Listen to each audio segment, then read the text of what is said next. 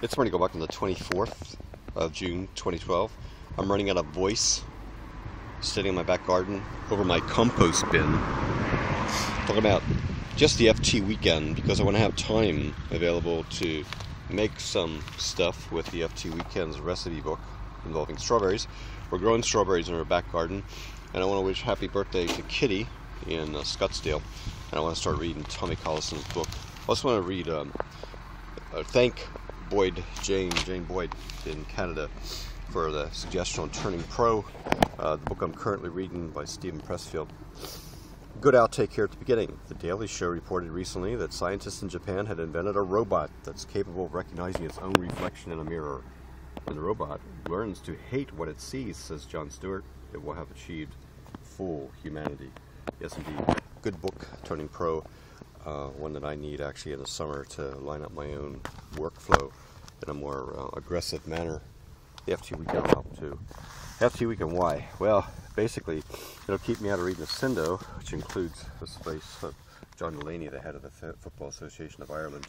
He'd worked hard, had a night out with his family and brothers-in-law, and sees nothing wrong going on the piss with Irish fans, as would most people in Ireland. So the guy earns more than the head of the state. You'd think that maybe he'd have greater decorum, or else stay out of the spotlight, places that doesn't make the brand go down the pits. Summer Food Special brings a smile to my face. Connor O'Neill, if you're listening, it's probably a companion version to this FT Weekend Food Edition in the Observer. Can Apple, Microsoft, what's going to happen with the Surface? Can Microsoft actually steal a tune, steal a march on the iPad? Probably not, but good story inside the FT Weekend. Stars face big bill as tax plan backfires, writes Andrew Bounds, correspondent for the FT Weekend. He's talking about 289 investors in an Eclipse 35 partnership ruled as an aggressive tax avoidance scheme, which basically means the guys like Alex Ferguson put money into this program to fund Disney films will probably end up paying more back than they put in. That's good news for Ireland because you can get favorable tax treatment over here when the Brits take it away. Unless, thanks to the scheme, Queen Nerissa, the evil, wicked stepmother in Enchanted, does it partly. Surface tensions is a technology issue. The technology story in the analysis section of Financial Times, Richard Waters writes about it. A speed read. It's pretty good here. It's a new model. I mean, the iPad transformed and made that sector. Microsoft's going to respond. It's a harder world. So what's going to happen is Microsoft's going into hardware, which Apple's proved probably is the way to go if you want to get a kind of an ecosystem that people, consumers, can predict. And space creation to succeed, Surface will need to need to attract creative software developers to prove there is a niche between tablets and the PC. It's a critical move for Microsoft. It's actually the only real growth area for software sales. It's a massive growth area, actually. Inside the paper, the comments section deals with European bankers. They have forgotten the lessons of the Depression, so writes Liquet Ahmed. He wrote the book Lords of Finance, Bankers Who Broke the World. And his point, well, he talks about what the United States did when the Lehman Brothers collapsed, how aggressive the United States Treasury was, lending money, offering assurances, something that isn't being done right now by European leaders, and it's going to create a problem. Christopher Caldwell says the universities across the world actually have a problem. The university looks like a bubble that's about to burst, he says. College costs are rising, but then contrasting that are free and available internet offers. I attended the e-learning summer school in Dublin Institute of Technology, where Trinity has taken a really aggressive look at iTunes U and putting content there, but you have to be funded. You have to have people that do that, specialists that do that. Here's what's happening to people I know in the United States.